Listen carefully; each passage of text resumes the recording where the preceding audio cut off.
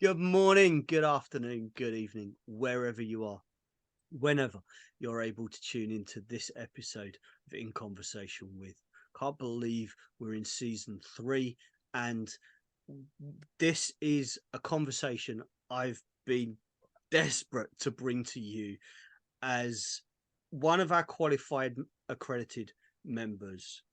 Today's guest is someone who has really understood the value of self-awareness, of all of the core components that APA has worked so tirelessly to bring to the fore. So I don't want to waste time blowing smoke and giving a whole heap of big introduction. I want you to meet today's guest. Linda Bishop, welcome to In Conversation With. How are you? Thank you. I am very well. And we've been talking about getting you onto the In Conversation With series since probably about towards the end of season 1, and season 2 went out and we could never get the diaries lined up. So I'm really grateful for your time today. Thank you. For those that don't know you, haven't seen your profile or anything else, why don't you give people a quick introduction, because you could do it so much better than I can. Okay. So I'm a Jungian psychotherapist. I also did an integrative counselling qualification. I'm a spiritual healer and a Reiki master. And also recently trained in something called Rahani celestial healing as well. Sounds like a fly away with the angels kind of healing, doesn't it? So that's another energy, I suppose, another vibration that I've added to my repertoire. And I'm also an intuitive coach and a supervisor. So I work with clients who are spiritually seeking, but that has come about because of my life of being that. And I also specialize in trauma. Probably I would call that developmental and ancestral trauma because of my own life as well. And I see those two things, trauma and spirituality, running in parallel, actually. And I can explain more of that if you wish. Yeah, I was gonna say we're gonna come to that parallel working, because that's something that when we've talked about it outside of the conversation, it's something that is really intriguing, and it is something that I think is worth exploring. But you picked up on a word that for me as an individual is really important, and that's energy. And all of your work has really focused on pulling together all of that knowledge and understanding that has existed for thousands of years. I mean, we're not talking about, the last 200 years of psychotherapeutic understanding, are we? This is millennia of knowledge. Yes. And I would never claim to have all of that knowledge. But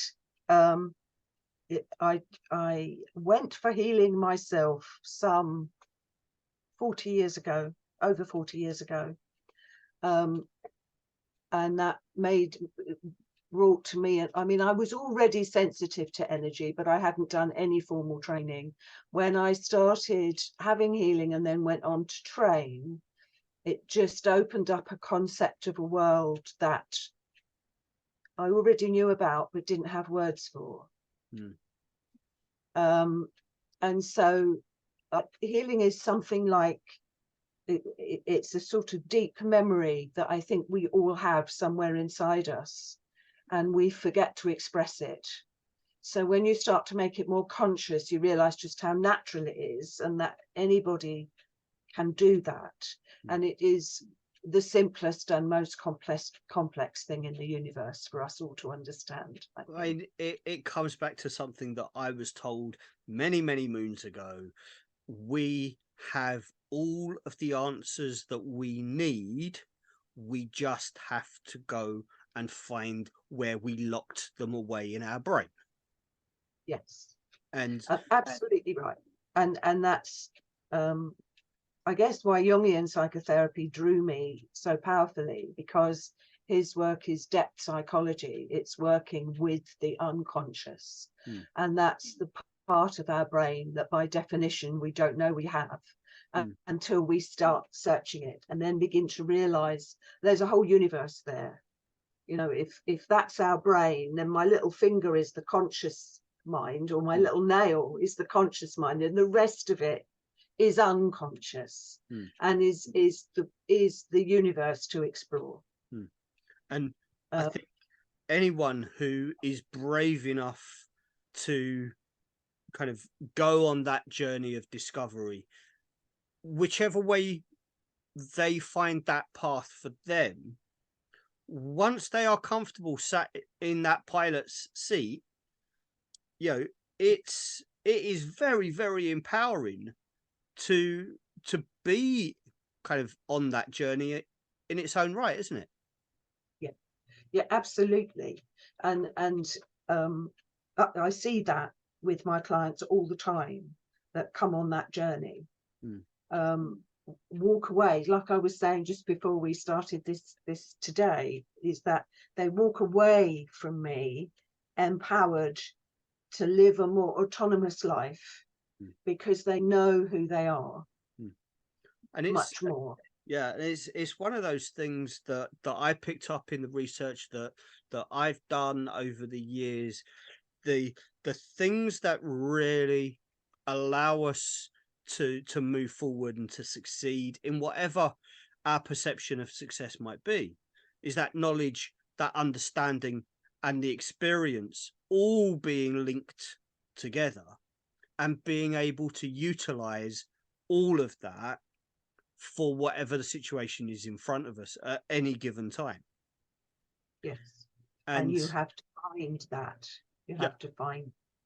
And there is, and I can remember being in a biology lesson and being shown the double helix of DNA.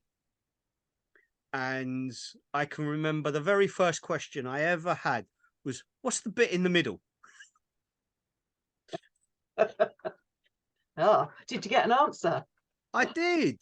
And it's something that has really stuck with me, is that's the dark matter.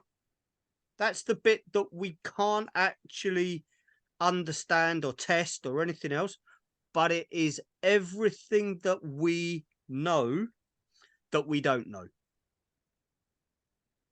And so it's the no thing. Is it the no thing of quantum physics? Is it that's the way it was explained, is we all are born with a knowledge, but it can never be quantified because it's passed through the DNA in that dark space that and it stuck with me, and kind of didn't really think about it, but it was there. And then when I was studying a bit later, we were looking at all of the new science around dark matter. And what's the dark stuff in space? What's the bit that is connecting everything else that we can't measure? And it hit me. It's exactly the same. It's that knowledge that's there that we just can't access. And we access maybe bits of it. We can access consciously, and that would be the depth work. Yeah. So you do access bits of it, and that's what you say. That's the knowledge that's been there for thousands of years, that visionaries, the mystics of the past, were connected to and have written about. Yeah, and that's the thing still being accessed these days. Yeah, and it's something that we can all tap into.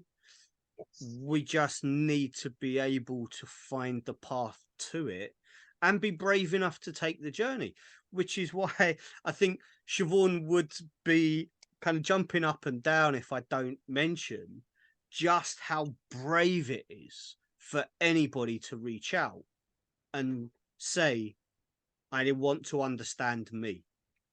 Yeah. Because it is, yes. It's a brave place to be. Yeah. It's probably the scariest place that you can go. It's the content of all the horror movies and all the sci-fi movies and all of the mystical stories that you've ever come across or read or seen, because that is our projection of what goes on in the unconscious. There it is, acting itself out in our lives every day. But it's also, when you start the journey, fascinating and comforting and containing and completing in a way that, for me, just living out there in the three-dimensional world does not satisfy. I have to live in here too. Here is the biggest universe inside me to explore. And how can I not, for me anyway? And I think it's something that certainly from the time that you first reached out to explore APA and what Siobhan and I were doing, that journey of exploration of self-awareness has really been a big part of who you are as a professional, but as an individual as well. And it's one of the reasons why I said to you right very early on, I really want to be able to get you in front of the camera, comfortable to have these conversations. And I'm so glad we're here. I really am. And you work with spiritual awareness, and for a lot of people that aren't aware, that's not what a lot of the perceptions around spirituality is about, is it? Well, I think that's the biggest subject there probably is. So spirituality is not about religion, and it's not about somebody else's beliefs. It's about, I suppose it's about soul searching, because we go within, the answers within, and has nothing to do directly with a power bigger than yourself, except perhaps to realize that you're part of that bigger power yourself. Whatever that bigger power might be in your kind of outlook. Me, yeah, I know what it is for me, but I wouldn't necessarily impose that on a client unless they ask me. But the bigger power for me is the universal power of the universe. It is the no thing, the empty space in space that has the quantum physicists asking, is this intelligence? That's what the bigger power of the universe is. And because that creates everything that is physical, then that's part of me too. So I am a spark of that is bigger than me. That's how I see it. And so that spiritual connection to the universe is something that we have seen in various different guises throughout human history. This isn't something new that came out of Los Angeles in the end of the 1960s. This is something that has shaped every single human life for millennia, whether we know it or not. To me, that is true. That's the basis of life. So I'm a quantum being wearing a flesh suit at this moment in time, experiencing the universe this way right now. But I might be something else later on and experience the universe in a different way. So I'm the universe experiencing itself. And this is where I think so many people that benefit from that exploration when they have that draw to it, get so much from it. And it's such a powerful component of so many people, but being brave enough to explore it, to open up, to go, actually, I'm not the important bit here. There is so much more. And there is so much more, but you are an integral and important part of it. It's like the macrocosm is the microcosm and vice versa. And I think when I link that with trauma recovery, when we look at the process that people go through as they become more autonomous and take charge of their life again after massive trauma, the final stage of that is looking to the future. And what will my future look like now that I feel I can act on my life in a positive way again? And that always involves what I call a spiritual aspect, but some people may not use that word. They may use something like, I need to find my purpose in life. And that would be their spiritual exploration for them. They just wouldn't use words that they would connect with a Godhead. And that's fine. Use whatever words you're comfortable with.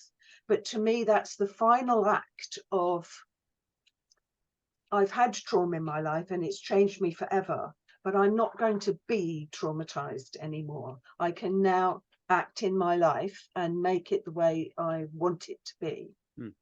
And that's then my reason for living is this. The underlying purpose in my life is that I help people get to that place, or it might be that I want to advocate for people in some way, or whatever it is. It doesn't matter what it is, as long as you know what it is for you and you can head for it. I mean, one of the things that really strikes me from the entire kind of approach is that it becomes very, very balanced. It's almost like the only analogy that kind of really fits for me with this is a bit like the eagle that lands on a branch. The branch is tiny, but the eagle will comfortably sit on it and flex with the wind and move up and down as the branch moves. And it's at one with its environment. So it doesn't fall off and it doesn't have to fight with the branch to stay upright. It knows when it lets go, it can fly. It's not hanging on, going, please don't let me fall. Please don't let me. There is a balance that has been achieved. And when I look at any of the kind of explanations and impacts of the work that you do, that always comes to me is there's so much of an inner balance when people have had that work. What do you think it is that kind of allows that to come about? A million different things. I guess for the eagle, it's the knowledge that it knows it can fly. And maybe that's what we learn. It knows it can fly. So even if the branch breaks, it's not going to fall to the ground. So it's able to flex with the branch. So I think much of life can make us really rigid and we cling to things for fear. So, I know this is safe. It may not be good for me, but it's safe and I understand it and I know how to deal with it. It doesn't make me happy either, but it's safe. So that's what trauma is, isn't it? It produces massive fear in us. And as you come out of that, you begin to learn that actually the opposite of fear is love. And if you rest with that, and I'm not talking about passionate love, I'm talking about a self-care and a care for others, that's the opposite of fear. If you can understand that the universe will hold you whatever happens, that you are safe, then you can fly like the eagle. And my hope would be that what I do through the trauma recovery process is build a deep enough relationship with my clients that they feel safe. And that might be for the first time in their life that they feel safe. Yeah. And then if they feel safe with me, they will gradually learn to be safe with themselves. And isn't that what the therapeutic professional goal sits with every single day? It's Yeah. that kind of that need in order to see somebody else be in the best place for themselves. Absolutely. And absolutely. yeah, I was reminded of something from my childhood over the weekend, where I was reminded the difference between a need and a want. And when a professional can accept the need to do a job over the want to do the job, they will find the balance in order to deliver on that need. When it's about a want and they just want to do the job, invariably they will find distractions along the way that take them away from the because they'll want other things too. Yeah. Yeah. Whereas the No, need but I think that also maybe this is not understood either, but for my understanding, I'm a therapist because I needed healing. So all of the trainings that I've done across the years have been about me first. So there's me that needed to recover from trauma. There's me that needed to work through my own stuff. And I have had years and years and years of all different kinds of therapy for a long time now. And as I recovered, then I could, once I was working as a therapist, then I could meet my clients to the depth I'd been with myself, but no further. And that's always true. I can't take my clients anywhere I haven't been, and I wouldn't ask them to go somewhere I wouldn't be prepared to go.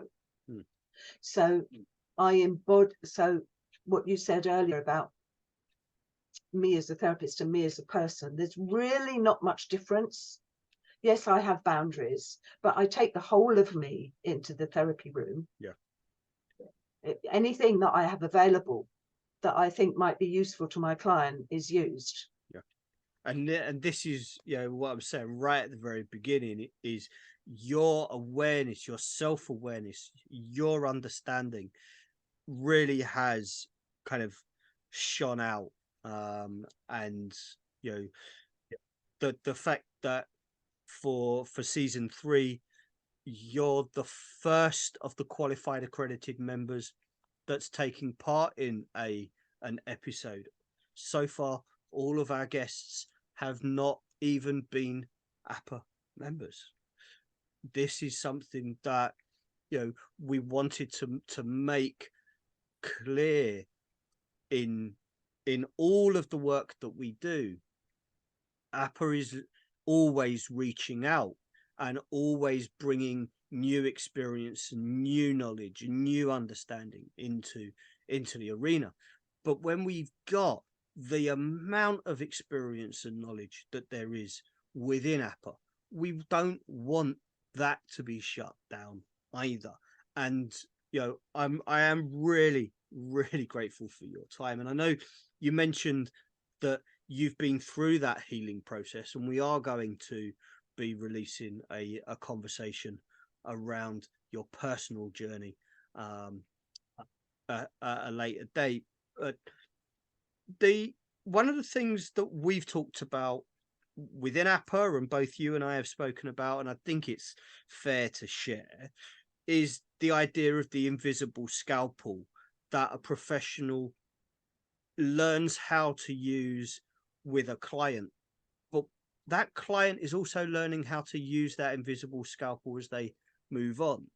And if that work is done properly, if that work is done with the utmost care then we're not passing over that knowledge in a way that's going to be dangerous to anybody else. And it's pretty important to make that clarification in the arena that, you know, we sit with qualified professionals in an unregulated space.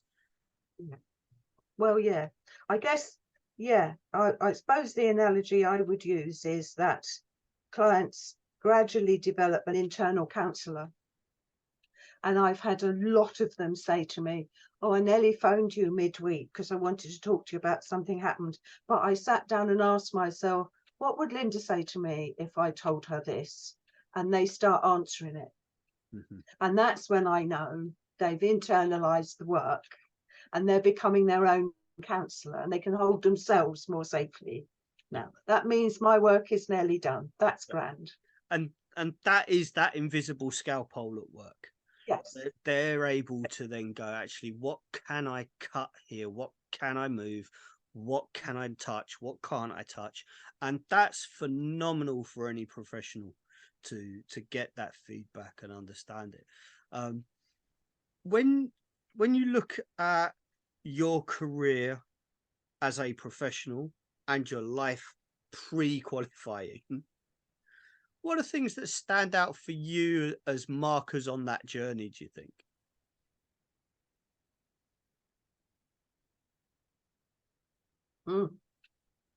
Good question. What things stand out for me?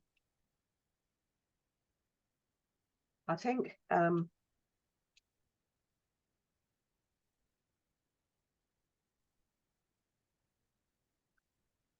probably the biggest thing for me personally, and maybe also as a therapist, is the much greater level of acceptance that I have now. Maybe that's just old age, it might be, but it's give it time, accept that it is what it is, and that it won't stay that way.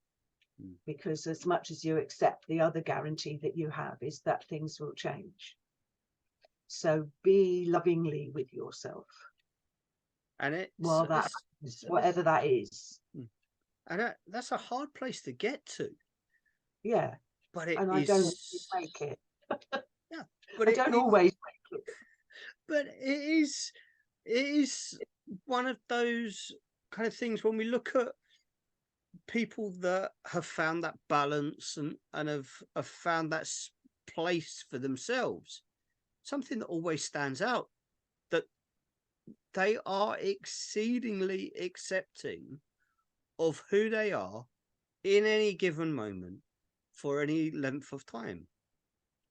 And it's something that I think the kind of allowing yourself to accept a situation, acknowledge what it is, but also apologize to yourself for things that have been done that brought that situation about, without passing or projecting or judging anything else, but just being able to accept, as you say, this is what it is for now.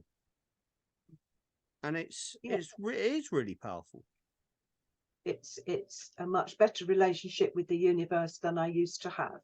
But then if you think about it, acceptance is a kind of love. Oh, definitely. Isn't it? Oh, it's definitely. It's what we all want. Whether you use the word acceptance or you use the word love, it's the same thing. Isn't it? We all want to be accepted. Yes. And when the first person that accepts us is ourselves, others tend to find it easier to accept us. Yeah. Because the fight is done. There's a lot of peace with that, isn't there? Yeah. And when we struggle to accept ourselves, the confusion that it creates confusion around us.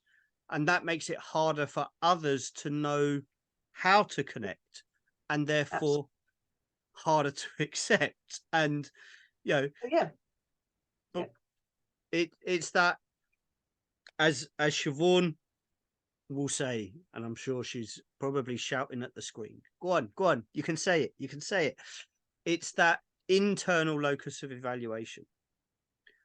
And rather have that understanding for ourselves of ourselves, rather than hoping that acceptance will come from outside and that will somehow justify that internal But need for that is balance. absolutely a model of a childhood where I didn't receive acceptance.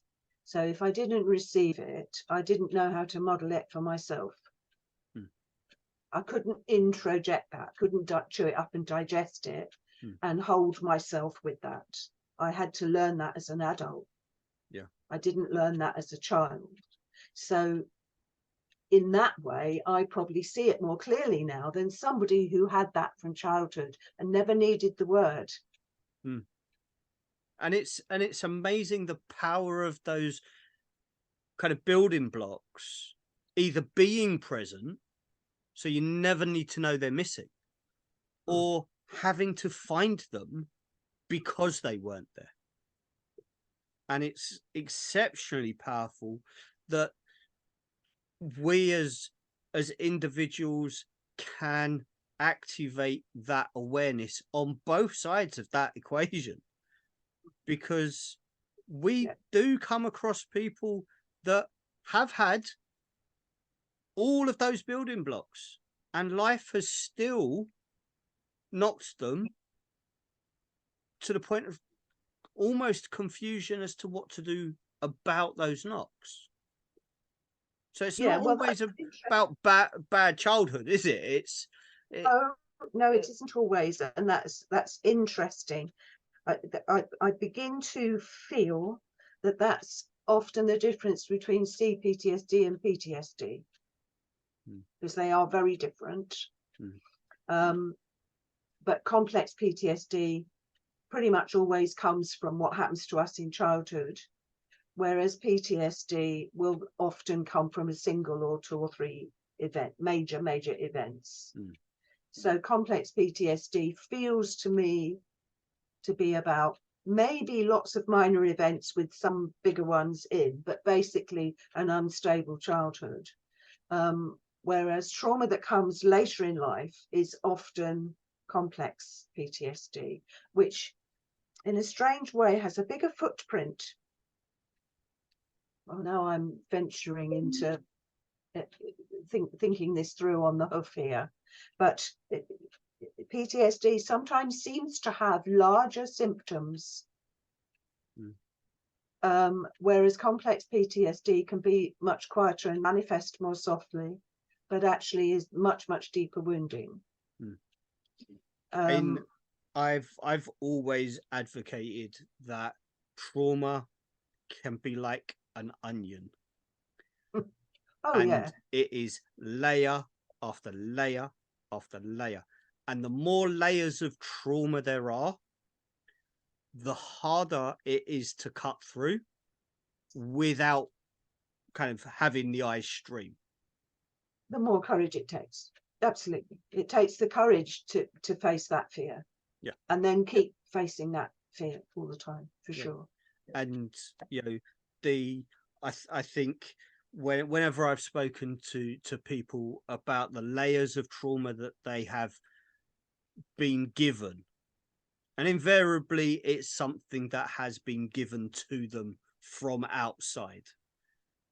Invariably invariably it's not always, but invariably it is something that has happened to them from somewhere else, from somebody else, not at their own hand. Not always the case, but a lot of the time. There is a sense of it's not disordered. It's simply that my brain is coping with more layers than I've got the experience of how to handle.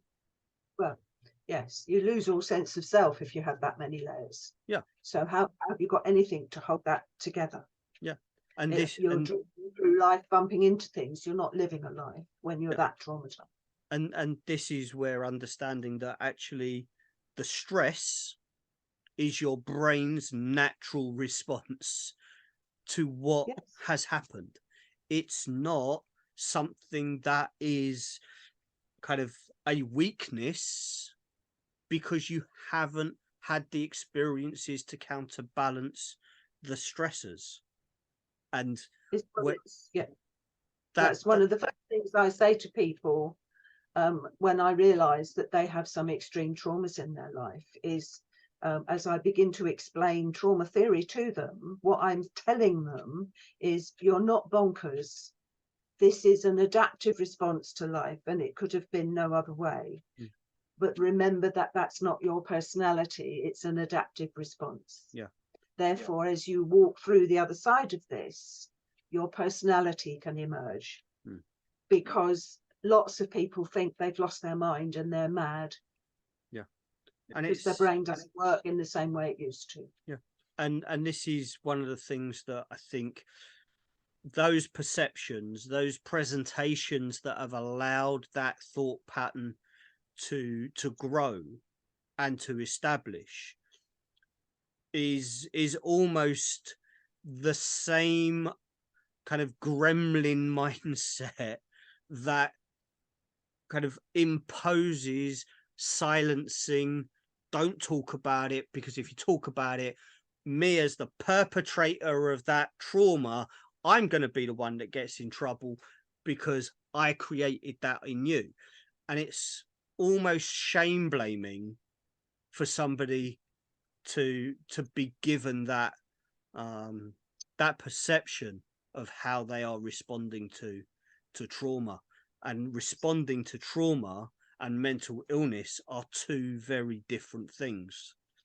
And you know, I know a lot of professionals that spend a lot of time trying to kind of separate those two understandings for people, and it's a sad state of affairs that actually it's the mental health sector that has perpetrated those perceptions. Scary. That is scary. Yeah. Yeah. Very so. Yeah. And I spent a lot of time describing that to clients as well, to help them to understand that they don't need to see a psychiatrist, that they're not going bananas, and they don't need to start taking drugs necessarily.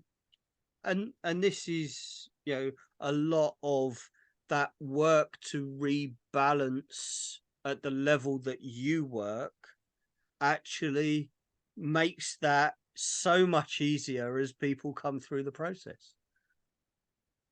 And it is phenomenal to kind of hear the work that you do and the kind of the outcomes that you have. It's phenomenal, and I really hope that anybody that's watching will reach out, and you know, if they want to know more around the spiritual kind of healing process and that element of the therapeutic work, they will reach out to you and get that directly. I mean, Siobhan and I can talk about it till we're blue in the face, but you know, it's better that people actually reach out and speak to the professionals that are actually doing it.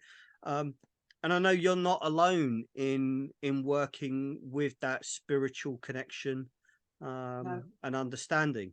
And I think the more professionals that have that awareness, the more we can kind of adopt that professional drift to be able to meet clients where they are.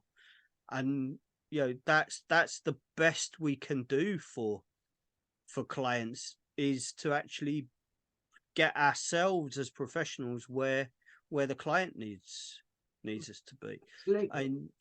And I'm you know, I'm talking from a coaching point of view as much as anything else. It's exactly the same in the needing the client where the client is you know, is fundamental. As soon as you try and kind of making the client accept, you know, a different approach, it's almost doomed. Well, Yeah, no, that's what makes anything that you do with your client therapeutic or effective, because it is so very different from a normal conversation.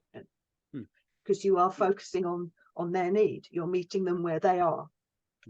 And how many conversations do you have where people do that? Within the membership, I have lots. I would. Well, that's different. Yeah.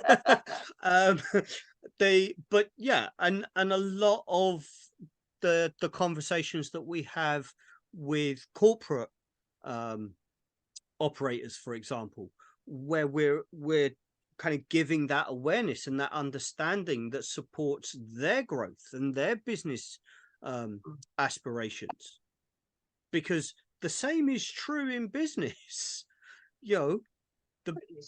A business is still made up of people doing what people do. Yes. And if the people that make up a business are balanced, if they are comfortable, if they are engaging with the aspirations of an organization, a lot of things happen a lot quicker in the right direction. Well, the opposite will kill creativity. If you treat people with humanity, then they will open up to the aims of the company and will work really hard to achieve the aims of the company. That's getting people on side, isn't it?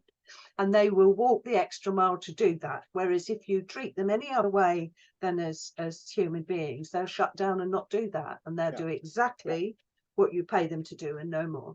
Yeah. And it's really about time employers understood that one. We're doing our best. I'm sure you are. I'm sure you are.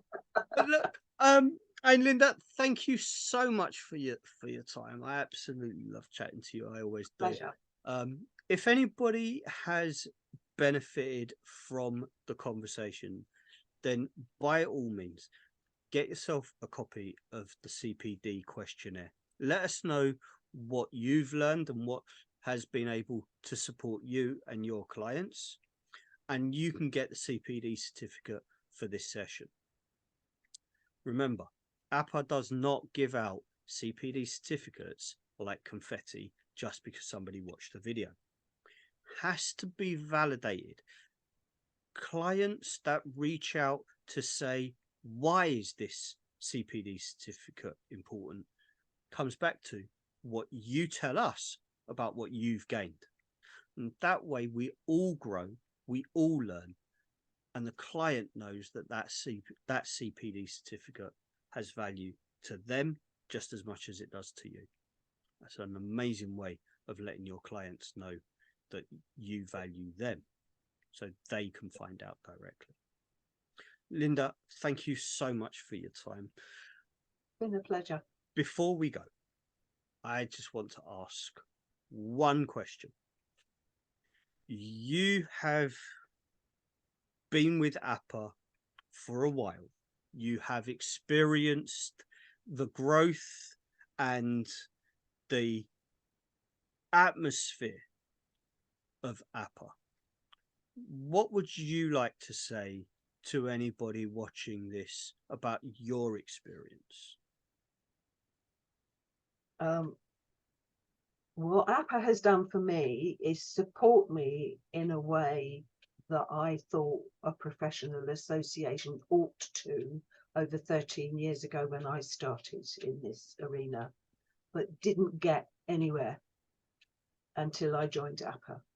Wow. So that speaks absolutely volumes for me. I know I can pick up the phone and speak to somebody who is responsive, and I can't underwrite just how valuable that's been to me strongly enough. Wow, thank you for that.